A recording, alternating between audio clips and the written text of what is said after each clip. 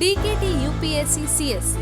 अगर आप केवल सिविल सर्विस परीक्षा के प्रीलिम्स, मेंस और इंटरव्यू के वीडियो देखना चाहते हैं तो सब्सक्राइब करें DKT UPSC CSC चैनल। यहाँ आपको टॉपर्स के वीडियो रैंक के हिसाब से अरेंज मिलेंगे। चैनल के लिंक के लिए डिस्क्रिप्शन बॉक्स में जाएं। नमस्कार, मेरा नाम हर्षित मेहर है।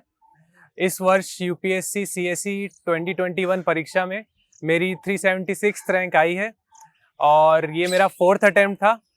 और इससे पहले 2 अटेम्प्ट्स में मेरा प्रीलिम्स भी क्लियर नहीं हुआ था और जो 3rd अटेम्प्ट है उसमें मेरी फाइनल लिस्ट में रैंक 16 मार्क्स से रह गई थी। और इस वर्ष 4th अटेम्प्ट में मेरी ये 376 रैंक आई है। आज इस वीडियो में मैं आपसे कुछ अपनी मिस्टेक्स शेयर करना चाहता हूँ, जो कि अगर आप सीख के उसे अवॉइड कर सकें तो शायद आपको उतना टाइम ना लगे जितना मुझे इस प्रिपरेशन में लगा है। तो पहली चीज़ तो मैं बताना चाहता हूँ कि पहले 2 अटेम्प्ट्स में मेरा प्रीलिम्स क्लियर नहीं हुआ था और इसलिए प्रीलिम्स के लिए जो स्ट्रैटेजी है वो मैं बताना चाहता हूँ कि अगर आपकी एक्यूरेसी बहुत ज़्यादा नहीं है तो प्लीज़ ज़्यादा क्वेश्चंस अटेम्प्ट कीजिए। मेरे पहले 2 अटेम्प्ट्स में ये प्रॉब्लम हो गई थी कि मैं ज़्यादा क्वेश्चंस अटेम्प्ट नहीं कर पाया था। और सेकंड अटेम्प्ट की अगर मैं बात करूँ तो मैंने 70 क्वेश्चंस अटेम्प्ट किए थे, जिसमें मेरी मार्क्स अराउंड 90 आए थे और मैं 8 मार्क्स से कट ऑफ मैंने मिस करी थी। तो और उसमें मेरा टाइम मैनेजमेंट का इशू हो गया था, तो मैं अटेम्प्ट नहीं कर पाया क्वेश्चन। तो पहली चीज़ तो मैं आपको बताना चाहता हूँ कि प्लीज़ प्रीलिम्स में अगर आपकी एक्यूरेसी बहुत ज़्यादा नहीं है तो प्लीज़ आप अटेम्प्ट ज़्यादा करिए क्वेश्चंस।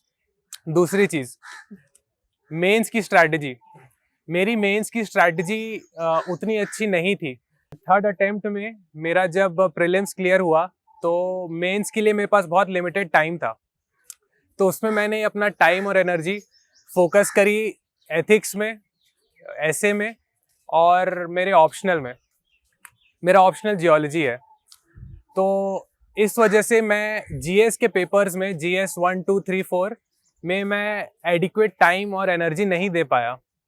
इस वजह से ऑल्दो मेरा मेंस क्लियर हो गया बट मेरे जीएस में मार्क्स बिलो एवरेज ही रहे, जिसके कारण मैं इंटरव्यू तो दे सका 3rd अटेम्प्ट में, पर मेरा फाइनल लिस्ट में नाम नहीं आ पाया। तो दूसरी मिस्टेक जो मैं आपको बताना चाहता हूँ वो ये है कि जीएस के पेपर्स बहुत ज़्यादा इंपॉर्टेंट है। जीएस के पेपर्स आप इग्नोर ना करिए। एथिक्स, ऐसे और ऑप्शनल डेफिनेटली बहुत इंपॉर्टेंट है, पर आपको एटलीस्ट एवरेज और अबव एवरेज मार्क्स जीएस के चारों पेपर में लाने पड़ेंगे, तभी आपका फाइनल लिस्ट में सिलेक्शन होगा। ये मेरी दूसरी मिस्टेक थी। तीसरी mistake, over dependence on coaching. मैं अपने फर्स्ट अटेम्प्ट में मैंने एक कोचिंग ज्वाइन की थी। मैं करीब 1.25 साल दिल्ली में रहा था और उस बीच मैंने इतना कुछ सीखा उस कोचिंग से कि मैं ओवरवेल्म्ड हो गया। मुझे लगा कि कोचिंग का ही पढ़ के मेरा एग्ज़ाम क्लियर हो जाएगा, जो कि एक गलत फहमी थी। जो मुझे रियलाइज़ हुआ मुझे एक अटेम्प्ट अपना पे करने के बाद कि कोई भी कोचिंग, चाहे वो कितनी भी अच्छी हो, कितना भी आपको नॉलेज दे सके, उसके टीचर्स कितने भी अच्छे क्यों ना हो, वो आपका सिलेक्शन नहीं करवा सकती। वो आपको खुद ही करवाना पड़ेगा। उनके जो मटेरियल्स है उनका आप यूज़ करिए, उनसे गाइडेंस आप ले सकते हैं क्लास के बाद, बट जो स्ट्रैटेजी बनानी है, जो भी नॉलेज आपको चाहिए, जो भी माइंडसेट आपको डेवलप करना है इस एग्ज़ाम को क्लियर करने के लिए, वो आपको खुद ही डेवलप करना पड़ेगा। तो ये थी मेरी तीसरी बहुत इंपॉर्टेंट मिस्टेक। मेरी चौथी मिस्टेक थी हाउ टू रीड न्यूज़पेपर्स। मुझे, क्योंकि मेरा कोई बैकग्राउंड नहीं था इस एग्ज़ाम में, तो मैंने कोचिंग ज्वाइन करी और उसमें मुझे बहुत महीनों तक तो ये पता ही नहीं चला कि न्यूज़पेपर्स पढ़ते कैसे हैं। मैंने द हिंदू उठाया, पढ़ना स्टार्ट किया, तो ज़्यादा चीज़ें समझ नहीं आती थी और फिर मैं नोट्स बनाने लग गया विदाउट रियलाइजिंग कि नोट्स कैसे बनाने हैं। मुझे पता ही नहीं था कि नोट्स कैसे बनाने हैं, तो मैं नोट्स बनाता तो गया लेकिन वो कुछ भी फ्रूटफुल नहीं हो पाया, क्योंकि वो एग्ज़ाम के अकॉर्डिंग ओरिएंटेड नोट्स ही नहीं थे। तो न्यूज़पेपर तो मैंने पढ़ा पर उसका आउटपुट मुझे मिला नहीं। ये मेरी थी चौथी सबसे इम्पॉर्टेंट मिस्टेक। पांचवी मिस्टेक, रिलायंस ऑन मैगजीन्स। क्योंकि मेरा न्यूज़पेपर पढ़ने में मुझे बहुत प्रॉब्लम हो रही थी, तो मैंने अपना ध्यान जो है वो मैगज़ीन्स की तरफ रखा। जो कोचिंग की मैगज़ीन्स आती है, विजन की आती है, वाजीराम की आती है, बहुत सारी आती है। मैं ये नहीं कह रहा कि उनमें कोई प्रॉब्लम है, बट आप न्यूज़पेपर को सब्स्टिट्यूट नहीं कर सकते इन मैगज़ीन से। इन मैगज़ीन्स में पूरा कंपाइलेशन होता है 1 महीने का, बहुत सारा डेटा होता है, और मेरे लिए पर्सनली ये मुझे सूट नहीं किया। और मैंने मैगज़ीन्स ऑल तो पढ़ी, फर्स्ट अटैम्प्ट में, सेकंड अटैम्प्ट में भी पढ़ी, बट उसका मुझे कोई रिज़ल्ट नहीं मिला और मेरा टाइम भी उसमें बहुत ज़्यादा चला गया। तो मैं आपको ये कहना चाहूँगा कि प्लीज़ न्यूज़पेपर को इग्नोर मत करिए। जो भी न्यूज़पेपर आपको अच्छा लगता है, हिंदू या द इंडियन एक्सप्रेस, आप प्लीज़ उसको पढ़िए और ख़ुद के हैंड रिटन नोट्स बनाइए। ये बहुत ज़्यादा ज़रूरी है। ये कुछ मिस्टेक्स थी। एक और मिस्टेक की मैं आपको बात करना चाहूँगा, वो है ऑप्शनल सिलेक्शन।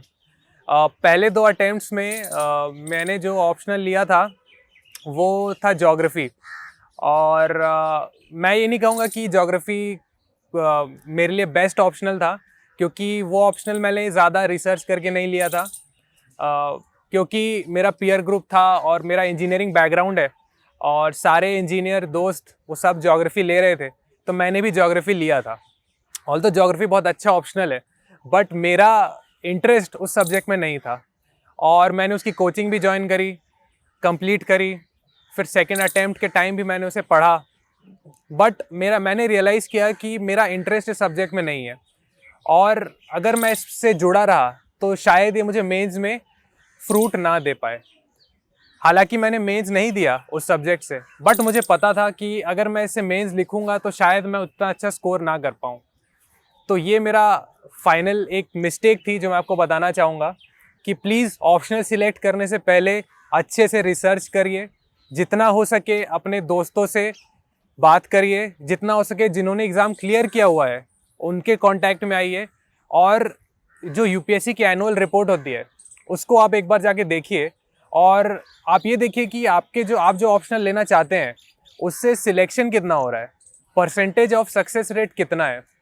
ये बहुत ज़रूरी है, क्योंकि हम हमेशा बात करते हैं कि ऑप्शनल सिलेक्ट करते टाइम आपको इंटरेस्ट का ध्यान रखना है, आपको सिलेबस का ध्यान रखना है, आपको प्रीवियस ईयर्स का ध्यान रखना है, जीएस में हेल्प कर रहा है या नहीं, या वो ध्यान रखना है, बट आपको ये सबसे ज़्यादा ध्यान रखना है कि उस ऑप्शनल से सिलेक्शन कितना हो रहा है, उसमें मार्क्स कितने मिल रहे हैं। ये सबसे ज़्यादा ज़रूरी है। अगर आपको at the end of the day अगर आपके मार्क्स अच्छे नहीं आते without despite giving lot of efforts, तो फिर कहीं ना कहीं वो आपका इंटरेस्ट वेन करने लग जाएगा। इसलिए मैं कहना चाहता हूँ कि प्लीज़ ऑप्शनल का सिलेक्शन बहुत ध्यान से करिए, बहुत ध्यान से। मैं डीकेटी का धन्यवाद देना चाहता हूँ मेरे एक्सपीरियंसेस शेयर करने के लिए। अगर आपको कुछ भी इससे मदद मिल पाए तो मैं अपने आप को खुशनसीब समझूंगा। Thank you.